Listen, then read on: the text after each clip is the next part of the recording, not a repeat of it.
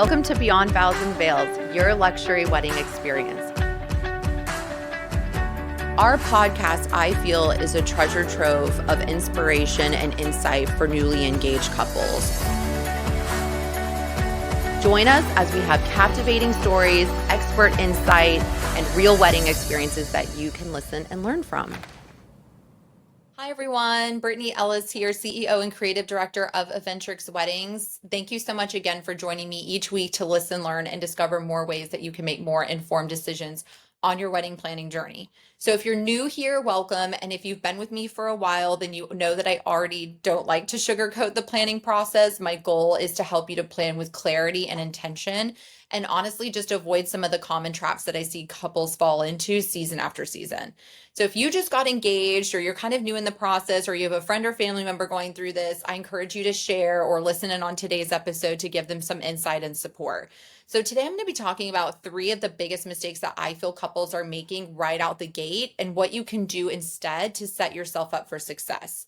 So number 1, we talked about this a little bit on the last podcast episode, or one of them, regarding the venue hunt and tour, which is essentially picking a venue before a vision or a budget, otherwise known as like the Pinterest panic move, where couples are getting excited. They start touring venues without thinking through the guest count, the budget, or what the actual guest experience that they want is. And the reason that this will translate later to be a problem is because picking a venue locks you into a date and sets off a chain reaction that can either blow your budget or, quite frankly, just limit your options.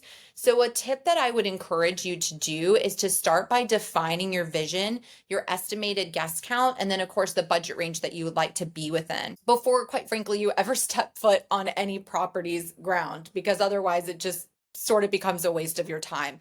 And always consider guest logistics, where they're going to stay, how they're going to get there, and quite frankly, how the venue supports with that overall guest experience. The second mistake I want to bring up is just underestimating, quite frankly, how much time you're going to need with planning.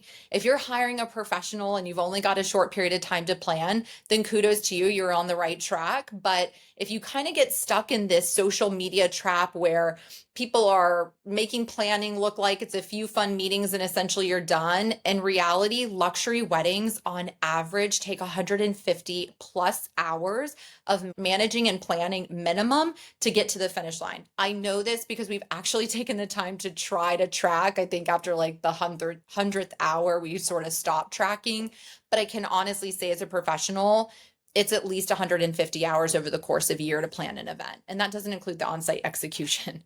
So why it's a problem to kind of sugarcoat how much time you think you're going to need is couples will often book vendors too late in the game, or spread out decisions thinking that they have time, which ultimately is just going to lead to stress later down the road to find out that they actually don't have your date available, or things are a little bit more limited than you thought. So really, a pro tip here is having a wedding planner curate a vendor deck for you is going to be, I feel, the most intentional and supportive direction forward. So I actually recently learned this with a group that I'm a part of Easton Events called T.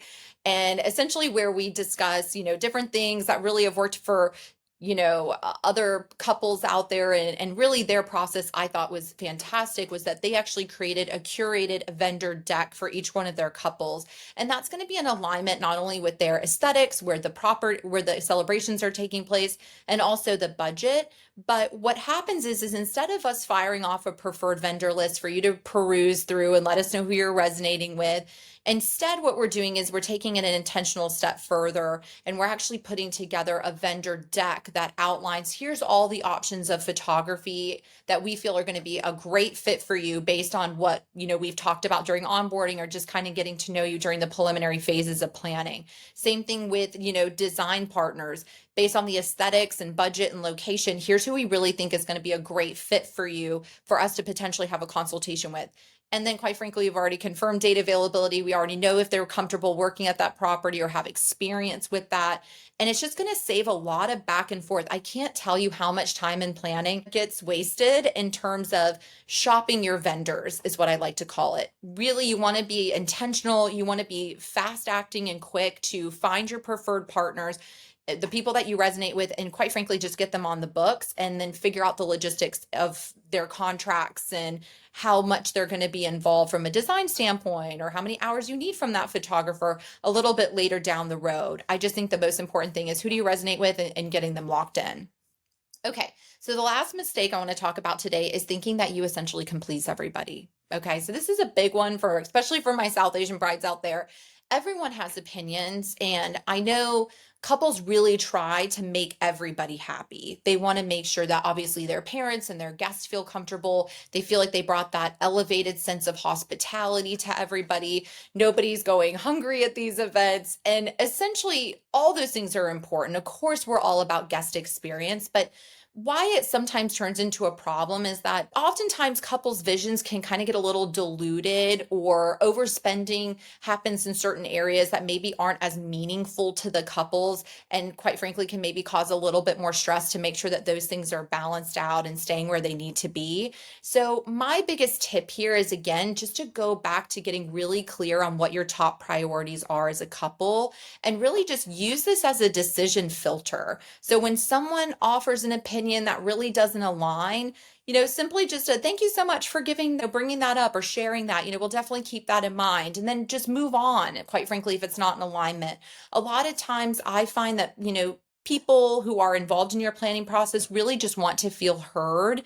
And, those things should all be taken into consideration to give respect, of course, to those involved with planning, but just making sure that your overall vision isn't diluted in the process.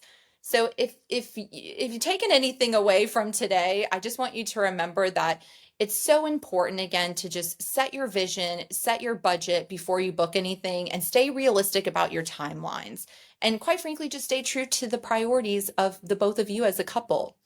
If you need more real talk and high touch support, that's exactly what me and my team do every day, day in and day out.